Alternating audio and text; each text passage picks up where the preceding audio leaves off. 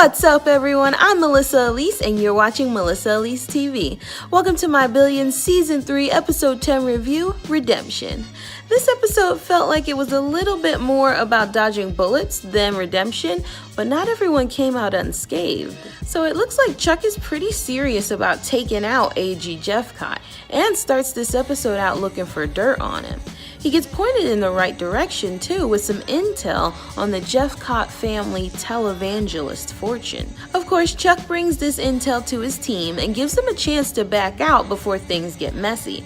But Sacker and Allard are on board, and the decision is made to go after Jeffcoat's brother. And the whole thing with the Jeffcoat fortune is that it's tied up between the cable network and land lease deals, which Chuck wouldn't have known anything about unless he went to see Sacker's dad, who apparently used to work in Texas when Jeffcoat was governor.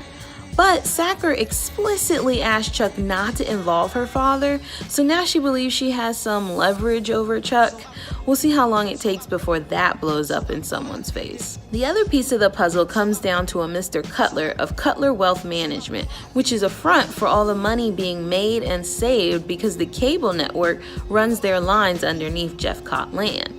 Cutler gives all this information up after his attempted escape to Caracas is foiled by the FBI. Of course, Chuck has to keep all of this a secret until the case is built. So as an added bonus, Jeffcoat seems to pop up everywhere, inviting himself to dinner at Chuck's house and making guesses at what Chuck is up to, but he seems to remain in the dark, thinking that Chuck is just trying to surprise him with a big win. On the other side of things, we have Axe playing tennis with Maria Sharapova, but his mood is dampened by Andolov's news that he's taking a huge portion of his money out of the fund. Axe tries to push ahead with the cap raise, hoping to sign enough new money before the news breaks, but Ari walks in true Ari fashion, and announces that Andolov already pulled his money. So the scramble to find enough money to cover this has Taylor working the main floor for fresh ideas, and Axe and Wags looking at Middle Eastern money. But first, they try to bring their old buddy Raul back into the fund. Unfortunately, Raul turns Axe down, but agrees to go to work for him to convince other public service funds to come on board Axe Cap. But sadly, that play falls through as well, leading Axe and Wags to take a meeting with Fraudy Anisman and an agreement to embrace him publicly in exchange for his money and the option to buy back the piece of the company Axe would be selling. Fraudy agrees, but between Axe's conversation with Bruno at Jordy's birthday party about staying a hero in your family's eyes by succeeding without taking sketchy handouts or loans, and Fraudy's overzealous gamble at trying to get Axe's trades as well, Axe kicks him out.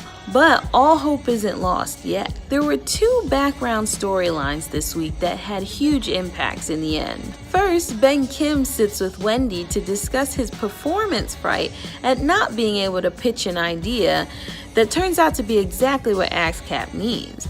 So Wendy advises him to do something out of character and public to break through his confidence barrier. Well, he sure did that with a very hilarious and embarrassing striptease in the elevator as Axe and Wags are trying to close a deal with some very conservative members of Spartan Ives' Kansas City board. Kim's breakthrough could have come at a better moment, as they definitely lost that deal, but he does get up the courage to pitch his catch of a merger or outright purchase between two companies that Axe Cap holds positions in and stands to profit once the announcement's made. So all is forgiven with Ben, but it's not going to be that easy with Taylor.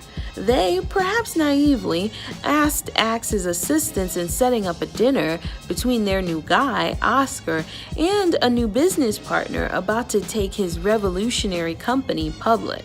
Axe helps, but then also helps himself to 50% of the new company, getting him to break his letter of intent with Oscar. and before apologizing, turns it back on Taylor, making it their fault for telling him about the deal in the first place. Finally, an episode I really enjoyed. Ben Kim's performance was so funny. At first, I thought he was gonna rap to It's Getting Hot in Here, but the dance was so much better. And it's so good to see Bobby back on his game, making killer plays and everything. Unfortunately, Taylor got hurt in the process, but that does lead me to this week's question of the week.